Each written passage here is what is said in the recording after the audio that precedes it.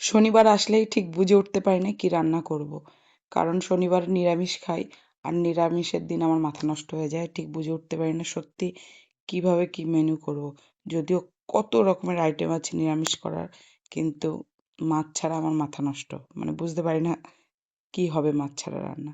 যাই হোক, পনির সাধারণত প্রত্যেক শনিবারই খাওয়া হয়। এই শনিবার চেষ্টা করেছি একটু অন্যরকম কিছু করি।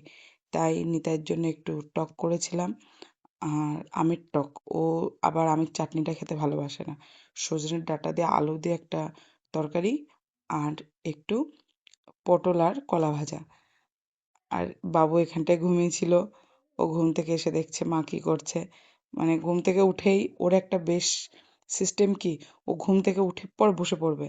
আর বসে পড়ে ও এদিক ওদিক তাকিয়ে দেখে মা ধারে কাছে আছে নাকি।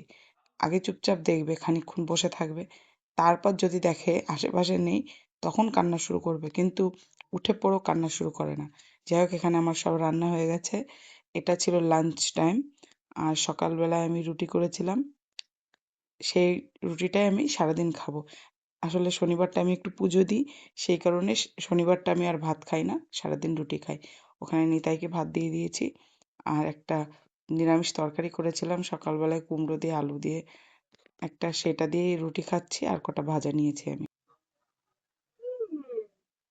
ওরে বাবা, তুমি বাজারে যাবে বের করতে? 5:30 নাগাদ আমরা একটু আবার বাজারে বেরিয়েছিলাম বাজার করতে। আর বাবু বাইরে বেরোলেই এত মজা পায়, চুপচাপ বসে থাকে।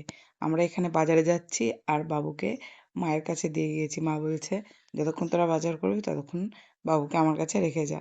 ওখানে রেখে আমরা আবার দত্তপুলিয়া গেছিলাম কিছু কাজের জন্যে।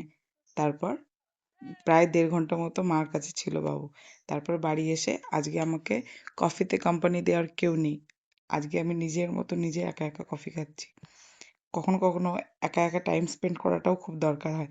আজকে এরকমই আমি আমার নিজের সাথে টাইম কাটাচ্ছিলাম। যদিও কফিটা আমার একা একা খেতে একদম ভালো লাগে না, সবাইকে নিয়েই খেতে ভালো লাগে। কিন্তু আজকে কেউ খাচ্ছিল না, তাই একাই খেয়েছি। দেখি চিকি চিকি চিকি।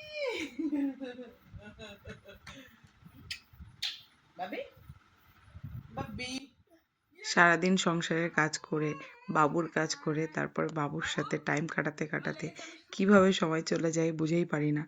আর আমি বাবুকে এইভাবে ট্র্যাপে ফেলি। আমি কান্না মানে ও যদি দূরে থাকে বা চলে যায়, আসছে না, ডাকছি তাও। কিন্তু আমি এরকম কান্না করলে দেখি ও চলে আসে। মানে মায়ের কান্নাও দেখতে পারে না। এটা ভালোও লাগে, কিন্তু এটা আমি ওকে ইমোশনাল ব্ল্যাকমেল করছি। যদিও এটা করা উচিত নয়। তবু এই ব্যাপারটাও আমি একটু এনজয় করি। বাবুর সাথে খেলা কমপ্লিট, যা যা কাজ ছিল সেগুলো কমপ্লিট আমার হয়ে গেছে। এবার বাজার থেকে যেই বাজারগুলো এনেছি সেগুলোকে স্টোর করার পালা। আর কিছু মাছও এনেছি, সেগুলোকেও ধরে রাখতে হবে। এটা অলমোস্ট সারা সপ্তাহেরই বাজার থাকে। আর যা কিছু ঠিকঠাক পাওয়া যায় না বা আনা হয় না, সেগুলো ফাঁকে ফাঁকে নিয়ে আসে নিতাই। এখানে আজকে কি কি আনা হয়েছে চলো তোমাদেরকে দেখাই। এখানে কিছুটা আদা আর রসুন আনা হয়েছে।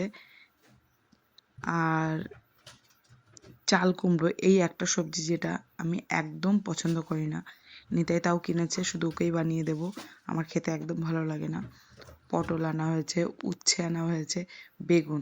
এই বেগুনটা একটা স্পেশাল রেসিপি করি আমি, সেই জন্য আনা হয়। আসলে বেগুন আমরা সেরকম একটা খাই না, কিন্তু এই বেগুনটা দিয়ে আমাদের রাজস্থানে একটা ডিশ করা হয়। কোনোদিন বানালে তোমাদেরকে শেয়ার করব। খুবই ডিলিশিয়াস হয়। নিতাই তো খাওয়ার পর মানে প্রেমে পড়ে গেছে। তারপর থেকেও প্রায়ই আনে, আর এটা করা হয়। আর আমলকি স্পেশালি আমার জন্য আনা হয়েছে। কাঁচা খেতে আমার খুবই ভালো লাগে আর বাবুর কাজ হলো ফাঁকে ফাঁকেও আমার কোলে আসবে। আর এখানটায় ওকে আমি সবজি চেনাচ্ছি। আসলে সবজিগুলো দেখবে, আর ওর তো এখন যথেষ্ট বয়স হয়েছে বোঝার। মানে এখনো আস্তে আস্তে জিনিসগুলো চেনা ধরবে, তার জন্য এক একটা সবজি নিচ্ছি আর ওকে এখানে চেনাচ্ছি। এটা গাজর, এটা বেগুন, এটা পটল, এটা এই। আস্তে আস্তে শেখাতে শেখাতেই বাচ্চারা শেখে। তাই ভাবলাম প্র্যাকটিক্যালি ওকে একটু শেখাই। বইতে তো দেখেই, কিন্তু বইতে তো অত বুঝতে পারে না। আর এইখানটায় ভালো বুঝতে পারবে, তার জন্যে ওকে এগুলো দেখিয়ে দেখিয়ে আমি দেখাচ্ছিলাম যে এটা এই সবজি, এটা ওই সবজি, এটার এই নাম, সেটার ওই নাম। তারপরে এগুলোকে এবার আবার স্টোর করে রাখার পালা। আর এখনো আমার পুরনো সবজি রয়ে গেছে কিছুটা, যেমন এই কাঁচকলা, সজনের ডাঁটা, আরো কিছু কিছু ছিল, পুরোটা শেষ করা যায় না। আর এটা মা আমাকে দিয়েছিল এনে, মানে শাশুড়ি মা, এখনো রান্না করে খাওয়া হয়নি, প্রায় 2-3 দিনের বেশি হয়ে গেছে। এবার এটা বানাবোই। আজ খুব একটা বেশি মাছ ভালো পাইনি, তাই চিংড়ি আর রুইটা আনা হয়েছে, পরে আবার আনা হবে।